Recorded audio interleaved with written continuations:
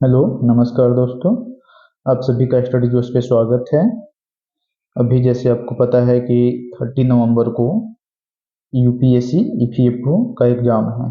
ठीक है, तो इसके लिए जो है हम अभी से ईपीएफओ की पूरी क्लास करेंगे यहाँ पे, और कंसेप्ट के साथ साथ जो है वो एमसीक्यू भी और पीवाईक्यू भी करने की कोशिश करेंगे। तो कंसेप्ट जो है केवल जो ईपीएफओ स्पेशल है, जैसे accounting, auditing, labour law, industrial relation, insurance, social security, तो ये जो ईपीएफओ स्पेशल जो है लगभग इसे 40 टू 45 क्वेश्चन बनते हैं। तो हम इनके यहाँ पे बेसिकली क्या करेंगे, पहले कंसेप्ट पढ़ेंगे और उस पे सभी चैप्टर वाइज, टॉपिक वाइज जो है वो हम उस पे एमसीक्यू करेंगे। ठीक है, तो शुरू करते हैं। सबसे पहला हमारा चैप्टर है, अभी हम अकाउंटिंग पढ़ेंगे। Chapter 1, introduction of accounting. Clear? So start करते हैं। चैप्टर 1 है हमारा इंट्रोडक्शन टू अकाउंटिंग। अब सबसे पहले हम ये समझते हैं कि अकाउंटिंग की मीनिंग क्या होती है, अकाउंटिंग एक्चुअली होता क्या है। क्लियर? तो अकाउंटिंग को जो है सिंपल हम लैंग्वेज ऑफ बिजनेस बोल सकते हैं, सिंपल भाषा में। बट इट इज एक, इसे कहीं ये बोला जाए तो भास्ट जो है वो बेसिकली क्या है, एक सिस्टमेटिक प्रोसेस है किसी चीज का identifying, recording, measuring, classifying, verifying, summarising, interpreting and communicating financial information. ठीक है, तो इन सभी को एक सिस्टमेटिक प्रोसेस में जो है बेसिकली जो है वो यहाँ पे identify, recording, measuring, classifying, verifying, summarising, interpreting, communicating, ये जो फाइनेंशियल इंफॉर्मेशन है इसके बारे में सब बताता है। ठीक है, सिंपल टर्म में अगर हम कहा जाए तो रिकॉर्डिंग का मतलब है कि जो भी बिजनेस में ट्रांजैक्शन हो रहा है, इट मीन्स मॉनेटरी टर्म्स में उनको रिकॉर्ड करता है। ठीक है, इन ट्रांजैक्शन को ये क्लासिफाई करता है और उसे फिर समराइज करता है ये किस टाइप के ट्रांजैक्शन है, उनसे इंटरप्रेट करता है कि उसके जो रिजल्ट को कि जो जो मैनेजमेंट है उसमें वो उस ये जो ऑर्गेनाइजेशन है उसमें वो डिसीजन लिया जा सकता है मैनेजमेंट के द्वारा। ठीक है, उनमें उनको हेल्प करता है। तो इनकी एआईसीपीए के अकॉर्डिंग डिफिनेशन क्या है कि accounting is art of recording, classifying, summarising in a significant manner and in terms of money, ये जरूरी बात है, money, transaction and events which are in part of list, जिसमें फाइनेंशियल कैरेक्टर है और उसको हम इंटरप्रेट करके हमें फाइनल रिजल्ट मिलता है। ठीक है, तो यहाँ पे एक कुछ कीवर्ड है उनको हमें याद रखना है कि सबसे पहले हम क्या करते हैं, रिकॉर्डिंग, फिर उसको क्लासिफाई करते हैं, उसको समराइज करते हैं, उसे एनालाइज करते हैं, इंटरप्रेट करते हैं और फिर बाद में हम कम्युनिकेट करते हैं जो ऑर्गेनाइजेशन या जो बिजनेस है उनके मैनेजमेंट के साथ। क्लियर है? अब देखते हैं कि ऑब्जेक्टिव ऑफ अकाउंटिंग क्या है।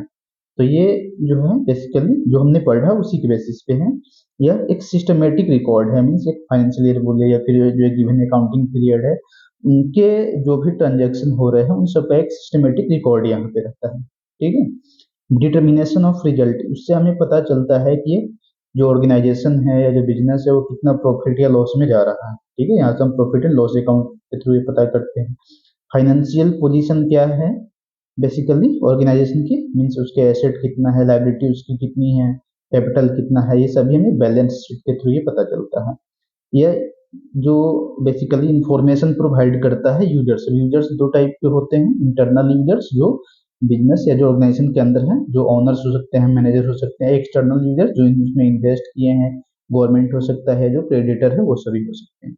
एड इन डिसीजन मेकिंग, अब डिसीजन मेकिंग में हेल्प करता है, जैसे प्राइसिंग, इन्वेस्टमेंट, एक्सपेंशन।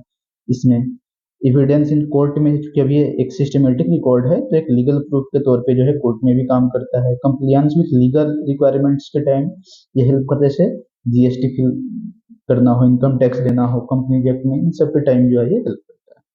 तो फंक्शन ऑफ अकाउंटिंग, अकाउंटिंग के फंक्शन क्या है, तो सबसे पहले ये मेजरमेंट है। मेजरमेंट का मतलब कि जो भी ट्रांजैक्शन हो रहा है मॉनेटरी टर्म में उनको ये मेजर करता है। फोरकास्ट करता है उसके बेसिस पे कि प्रेडिक्टिंग फ्यूचर को प्रेडिक्ट करने में यह हेल्प करता है। ठीक है, उसके बाद डिसीजन मेकिंग में यह जो है बिजनेस पॉलिसी में जो मैनेजमेंट होते हैं उनको डिसीजन लेने में यह हेल्प करता है। ठीक है, अब ये कंपेरिजन करता है कि पास्ट में जो है बेसिकली बिजनेस का क्या रिजल्ट रहा है, मीन्स कितना में प्रॉफिट हुआ है, कितना लॉस हुआ है उसके साथ।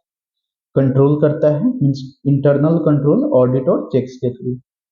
ठीक है, अब ब्रांचेज ऑफ अकाउंटिंग की बात करते हैं तो बेसिकली यहाँ पे हम 5 ब्रांचेज की बात करते हैं। फर्स्ट है हमारा फाइनेंशियल अकाउंटिंग। फाइनेंशियल अकाउंटिंग का मतलब कि जो रिकॉर्डिंग एंड रिपोर्टिंग हम करते हैं वो फाइनेंशियल इंफॉर्मेशन का केवल। ठीक, कॉस्ट अकाउंटिंग में बेसिकली जो भी हम कैलकुलेशन और कंट्रोल करते हैं वो प्रोडक्शन ऑफ कॉस्ट का करते हैं। ठीक है, मीन्स जिस टाइम जितना कॉस्ट है प्रोडक्शन का केवल उसके बारे में। मैनेजमेंट अकाउंटिंग का मतलब हो गया कि यह जो है जो ऑर्गेनाइजेशन के में जो मैनेजमेंट है, मतलब कि इंटरनल यूजर्स हैं, वो कल को जो है क्या डिसीजन लेंगे उसके बेसिस पे ही मैनेजमेंट अकाउंटिंग करती है। सोशल रिस्पॉन्सिबिलिटी अकाउंटिंग बेसिकली कि जहाँ पे अगर कुछ ऑर्गेनाइजेशन होगा तो वहाँ पे ये देखना चाहिए कि हमें जो वहाँ पे जो सोसाइटी उनका उसे कितना जो है वो बेनिफिट हो रहा है।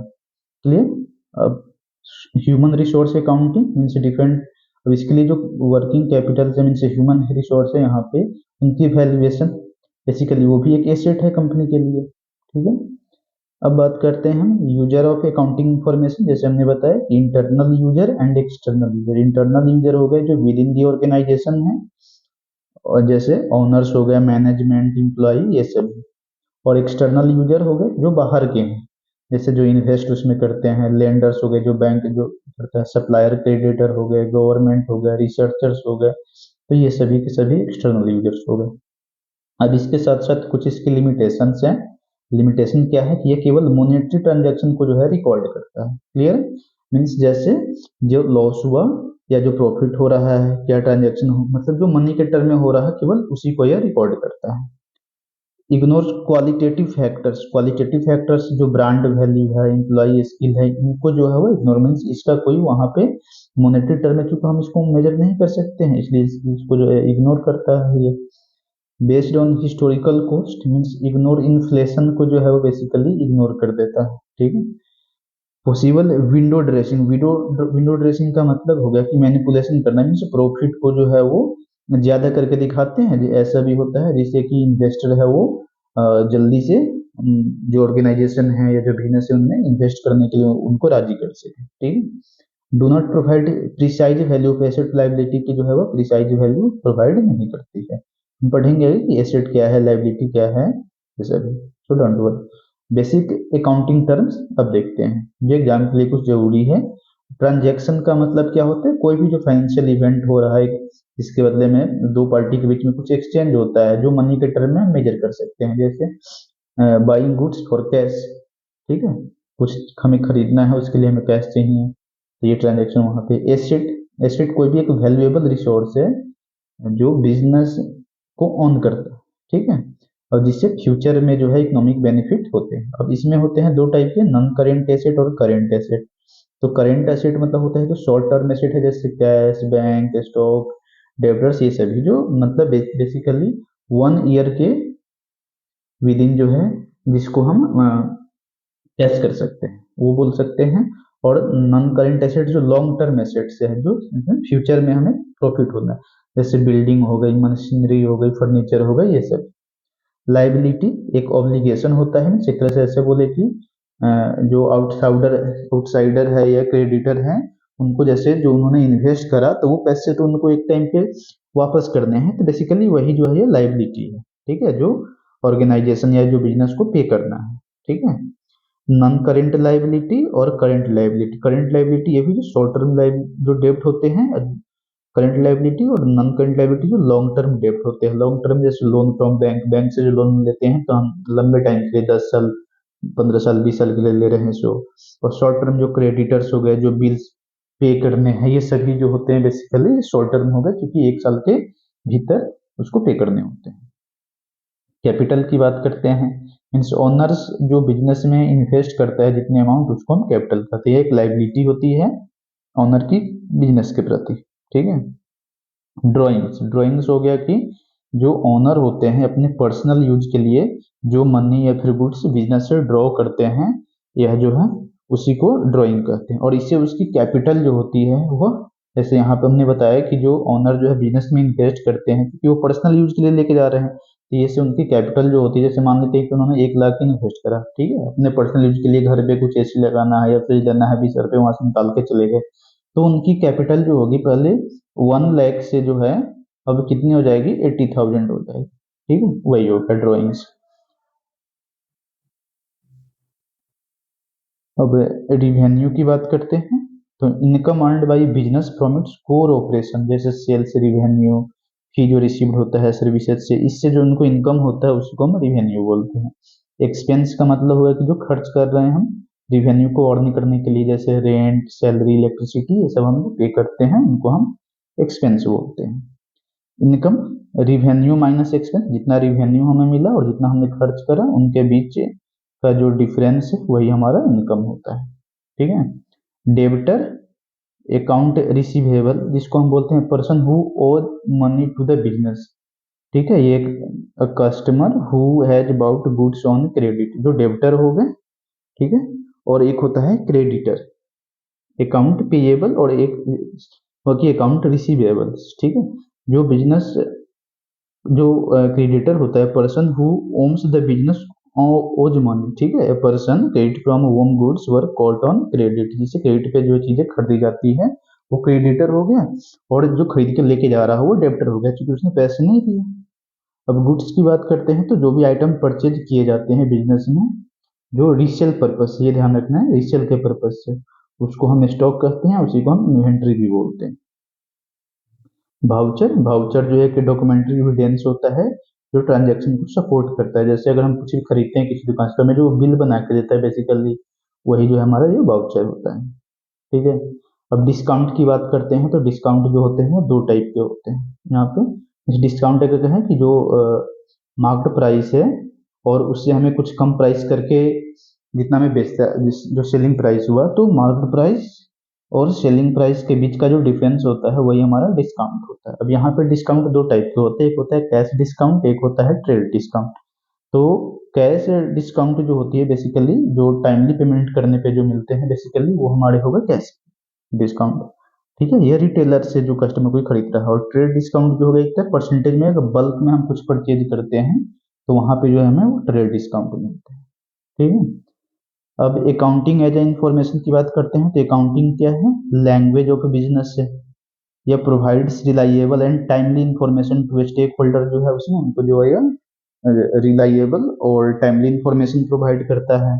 इसके वजह से ये पॉलिसी फॉर्मुलेट कर पाते हैं कि हमें आगे जो है बिजनेस में, ऑर्गेनाइजेशन में क्या चीजें हमें और ऐड करनी है, क्या नहीं करनी है, क्या कंट्रोल करना है, फिर उनका इवेल्युएट क्या करना है। सो ठीक है। अब कुछ यहाँ पे टर्म्स है, यहाँ पे distinction between book keeping and accounting के बारे में जानते हैं। तो बुक कीपिंग में बेसिकली क्या होता है, यह रिकॉर्डिंग है, मीन्स प्राइमरी स्टेज पे, जैसे दुकान में जो बही खाता होता है जिसमें डे बाई डे जो है हम लिखते हैं कि Ram first number serial number दे के राम ने जो है ये चीज खरीदा 500 रुपये का। ठीक है, तो ये हो गई बुक कीपिंग, मतलब केवल इसमें हम रिकॉर्ड रखते हैं। और अकाउंटिंग में क्या करते हैं, एक स्टेप और, मतलब इसमें फाइनल है कि इसमें हम अलग अलग चीजों को रिकॉर्ड करते हैं, एनालाइज करते हैं, उनको इंटरप्रेट करते हैं। बुक कीपिंग होता है वो प्राइमरी स्टेज होता है, अकाउंटिंग सेकेंड स्टेज होता है। बुक कीपिंग का जो ऑब्जेक्टिव है वो सिस्टमेटिक रिकॉर्ड होता है, और अकाउंटिंग का जो होता है वो एक सर्टेन रिजल्ट देता है फिक्स पोजीशन पे। बुक कीपिंग करने के लिए कोई भी कर सकता है जो पढ़ा लिखा आदमी है, और अकाउंटिंग के लिए एकदम प्रोफेशनल चाहिए, जो जैसे ये लोग ये सब करते हैं, सो इसके लिए हाई स्किल की जरूरत होती है। अकाउंटिंग प्रोसेस, अकाउंटिंग साइकिल की बात करते हैं, तो सबसे पहले बेसिकली हम क्या करते हैं, आइडेंटिफाई करते हैं फाइनेंशियल ट्रांजैक्शन को, कि कौन से ट्रांजैक्शन में फाइनेंशियल है, पहले उनको हम आइडेंटिफाई करते हैं, फिर उनको रिकॉर्ड करते हैं। ये जो रिकॉर्डिंग का जो प्रोसेस उसको हम जर्नल बोलते हैं। ठीक है, means recording transaction chronologically day by day in book of original entry, that is called journal. अब उसको बेसिकली क्या करते हैं, फिर क्लासिफाई करते हैं, क्लासिफाई करके जो है बेसिकली जो अलग अलग जो एंट्री है उनको हम पोस्ट करते हैं, जिसको लेजर बोलते हैं। यह सेकेंडरी एंट्री की बुक होती है। फिर उसके बाद क्या करते हैं, हम उसे ट्रायल बैलेंस बनाते हैं, trading and profit and loss account बनाते हैं, फिर बैलेंस शीट बनाते हैं। मीन्स अल्टीमेटली हम ये समराइज करते हैं, यहाँ से हमें पता चल जाता है कि हमारा जो बिजनेस है, जो ऑर्गेनाइजेशन है, वो प्रॉफिट में रन कर रहा है या फिर लॉस में रन कर रहा है। फिर वहां से हमें बेसिकली वही एनालाइज इंटरप्रेट कर पाते हैं कि डाटा जो है प्रॉफिटेबिलिटी और financial condition of the business here we can determine. Okay, next है फिर कम्युनिकेटिंग। कम्युनिकेटिंग का मतलब हो गया कि जो यूजर्स हैं, जो इंटरनल या फिर जो एक्सटर्नल यूजर्स हैं, उनके सामने जो है हम ये इंटरप्रेटेड इंफॉर्मेशन जो रहता है उनको हम प्रेजेंट करते हैं, जिससे हमें फाइनेंशियल स्टेटमेंट के बारे में पता चलता है। अब कुछ इसके एडवांटेज हैं अकाउंटिंग के, वो क्या है देख लेते हैं। Provide financial information about the business, business के बारे में या हमें फाइनेंशियल इंफॉर्मेशन प्रोवाइड करता है। Help in comparison of results over the period, means अलग अलग ईयर के जो अकाउंटिंग पीरियड हो गए उनके बीच में हम कंपैरिजन करके हम ये पता कर सकते हैं कि ये प्रॉफिट में हो रहा है या लॉस में हो रहा है, क्या हो रहा है। ये एक लीगल एविडेंस के रूप में कोर्ट में काम करता है। एक्सेसिंग टैक्स लाइबिलिटी में हमें हेल्प करता है। Raising loans from bank, bank से लोन लेना है तो हम उसको अकाउंटिंग अपना दिखाएंगे, जैसे फिर वो बताएगा क्या कैसे कंडीशंस में है, तो उसके बेसिस पे हमें लोन मिलते हैं। Helps in management and planning decision making में ये हेल्प करता है। एक सिस्टमेटिक रिकॉर्ड रखता है, ठीक है, जिससे इसमें कोई फ्रॉड ये सब नहीं कर पाएगा। अब अकाउंटिंग प्रिंसिपल एंड कंसेप्ट की बात करते हैं। कुछ जो है इसके ये जरूरी है। Business entity concept, business entity concept जो होता है कि बिजनेस एक अलग एंटिटी है और इसकी ऑनर एक अलग एंटिटी होती है, ठीक है। जैसे सपोज करते हैं राम ने कोई बिजनेस खोला, ठीक है, तब बिजनेस का जो अकाउंट होगा वो अलग होगा और राम जो है वो फिर अलग होगा। कल को अगर बिजनेस अगर लॉस में होते हैं, बिजनेस बंद पड़ जाता है, तो ये नहीं है कि राम जो है अपने जो उनकी जो प्रॉपर्टी है वो बेचकर जो है या जो उधारी है वो सब चुकता करेंगे, नहीं, ये बिजनेस में जो चीजें हैं फिर वहीं से ये मेंटेन करनी पड़ेगी। ओके, इसका मतलब ये कि ऑनर अलग एंटिटी है और बिजनेस एक अलग एंटिटी है। मनी मेजरमेंट कंसेप्ट में क्या होता है, केवल जो मॉनेटरी जो ट्रांजैक्शन है उसी को हम यहाँ पे रिकॉर्ड करते हैं। गोइंग कंसर्न कंसेप्ट में ये होता है कि जो बिजनेस हमने स्टार्ट किया वो एक लंबे टाइम तक चलती रहेगी, सिंपल सी बात है, ठीक है। अकाउंटिंग पीरियड कंसेप्ट में बेसिकली जैसे कि हम फाइनेंशियल ईयर होता है उस तरह से अकाउंटिंग का अपना एक स्पेसिफिक मतलब पीरियड होता है, ठीक है। उसी में जो बिजनेस एक्टिविटी होती है वो डिवाइड रहती है रिपोर्ट करने के लिए। कॉस्ट कंसेप्ट का मतलब क्या हुआ कि assets are recorded at their acquisition cost, कोई भी एसेट जिस कॉस्ट पे खरीदी जा रही है उसी कॉस्ट को जो है हम रिकॉर्ड करते हैं। डुअल एस्पेक्ट कंसेप्ट मीन्स जो भी ट्रांजेक्शन हो रहा है उसके दो अकाउंट होते हैं, एक डेबिट साइड एक क्रेडिट साइड। जैसे ए ने कुछ सामान बेचा बी को, तो ए अगर बेच रहा तो ए के पास बी बेच रहा, बी अगर मतलब खरीद रहा है तो बी के तरफ से कैश जो होगा वो क्रेडिट होगा ए पे और बी के लिए डेबिट हो रहा है, ठीक है। तो वही हो रहा मैचिंग कंसेप्ट हो रहा कि एक्सपेंसेस जो होते हैं वो सेम ही पीरियड के रिवेन्यू के साथ मैच किए जाते हैं। ये नहीं कि अलग पीरियड का हम रिवेन्यू ले ले, अलग पीरियड का एक्सपेंस ले उसको हम मैच करें, तो वो नहीं। रियलाइजेशन कंसेप्ट का मतलब हो गया है कि revenue is recognised when earned not when cash is received. जैसे मान लीजिए किसी को हमने उधारी दे दिया, तो अब वो पैसे अगर मान लीजिए 5 दिन या फिर 10 दिन के बाद जो है वो लौटा रहा है, तो ये इसमें नहीं, रियलाइजेशन हम कर लेंगे जब ने हम जिस दिन हमने उसको बेच दिया, जिस दिन वो लेकर चला गया अपना गुड्स, उसी दिन को जो है हम रिवेन्यू उसी दिन से रिकॉग्नाइज करते हैं। अब है bookkeeping and accounting. Okay, अब बुक कीपिंग के बारे में जैसे हमने बना कि बुक ये recording of financial transaction systematic way means day to day work है। अकाउंटिंग के लिए हमने तो ऑलरेडी पहले देख ही लिया था, interpretation, classification, analysis, summarisation, communication, ये सब बताते हैं। हाउ ट्रांजैक्शन आर रिकॉर्डेड, इस पे फोकस करता है बुक कीपिंग। अकाउंटिंग जो होता है वो how information is used for decision making पे काम करता है। एग्जांपल जैसे writing entry in the journal, posting to the ledger, ये सब भी हो गया बुक कीपिंग। यहाँ पे ट्रायल बैलेंस बनाना, प्रॉफिट लॉस अकाउंट बनाना, बैलेंस शीट बनाना, ये क्लर्कियल नेचर का होता है। इसके एनालिटिकल नहीं, हाई स्किल्ड की जरूरत होती है। इसकी वही हाई स्किल नहीं चाहिए यहाँ पे, क्योंकि अकाउंटिंग प्रिंसिपल स्टैंडर्ड्स उसके कुछ जजमेंट देना है, इसकी वजह से हाई स्किल की जरूरत होती है। शॉर्ट टर्म में कहा जाए तो बुक कीपिंग वो फाउंडेशन है रिकॉर्डिंग का, और अकाउंटिंग जो है वो बिल्डिंग है, ठीक है। तो घर जो बन रहा, ठीक है, तो जो फाउंडेशन है वो हमारा बुक कीपिंग है, और जो बिल्डिंग जो तैयार हो गई जो दिखाई देता है लोगों को वो जो है बेसिकली अकाउंटिंग है, जिसमें एनालिसिस और रिपोर्टिंग दोनों है। अब आगे बात करते हैं जर्नल वर्सेस लेजर के बीच।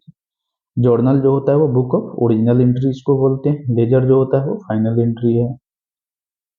Transaction record in chronological order में जर्नल में, लेजर में हुआ क्लासिफाइड फाइट हो, जैसे अगर राम जो है दिन भर में अगर 3 बार ले गया, एक बार राम ले गया, एक बार श्याम, फिर जो है कोई पर्सन आया, फिर कोई राम आया, फिर कोई श्याम आके ले गया, तो ये जैसे हो गए एक डे टू डे ऐसे हो गए हैं डेट वाइज क्रोनोलॉजिकल ऑर्डर में। बट अगर यही लेजर में होगा तो राम का जो अकाउंट होगा उसमें हम पूरे राम की एक साथ एंट्री लिखेंगे, श्याम का होगा उसमें एक साथ लिखेंगे, तो ये so details of every transaction debit and credit when narration, इसमें डेबिट क्रेडिट दोनों हम एक साथ ही लिखते हैं।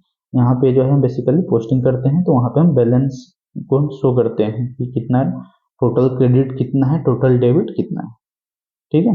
जैसे purchase of goods 5000 first recorded in journal, फिर उसके बाद इसी एंट्री को हम बाद में हम पोस्ट कर देते हैं purchase account and cash account laser में, ठीक है। इसका पर्पस होता है कंप्लीट रिकॉर्ड प्रोवाइड करना सभी ट्रांजेक्शन का। यहाँ पे क्या होता है बेसिकली समराइज ट्रांजेक्शन जो है वो हमें प्रोवाइड करता है, जिससे ट्रायल बैलेंस और फाइनल अकाउंट्स बनाने में हेल्प मिलती है। In short journal, first book, day book जो होती है सो ledger, final classification, account book.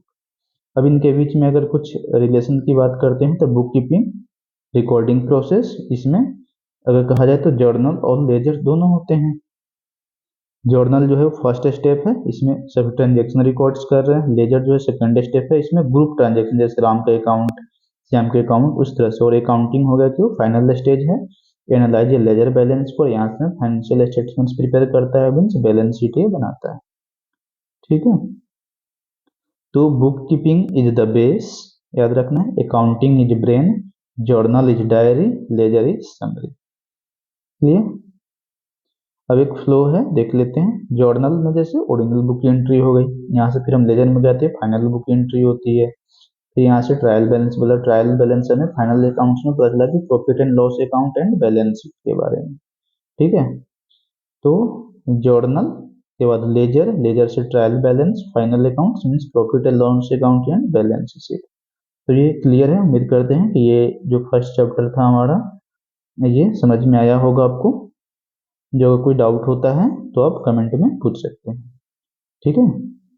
कल जो है इससे रिलेटेड हम क्वेश्चन करेंगे, अराउंड 80-85 क्वेश्चन करेंगे। तो और भी जो कंसेप्ट है वो बेसिकली जो भी कंसेप्ट होते हैं जितने हम इस पे एक बार पढ़ के रिवीजन करें मल्टीपल टाइम्स और उस पर क्वेश्चन अगर हम करते जाते हैं तो टॉपिक बाय टॉपिक, जैसे मान लीजिए हमने यहाँ पे मीनिंग ऑफ अकाउंटिंग इसके बारे में कुछ क्वेश्चन करा, जो भी ऑब्जेक्टिव है इसके बेसिस पे, बेसिकली टर्म के बेसिस पे, जो मेजर जो फंक्शन है इसके बेसिस पे क्वेश्चन करेंगे, तो यहाँ से फिर चीजें आसान हो जाएगी, ठीक है। तो कल की जो वीडियो आएगी वो उसमें हम इसके पूरे जो चैप्टर रहा है ये हमारा फर्स्ट इंट्रोडक्शन ऑफ अकाउंटिंग, इस पे अराउंड 80+ क्वेश्चन जो है हम इस पे कल स्टार्ट करेंगे। Okay, thank you.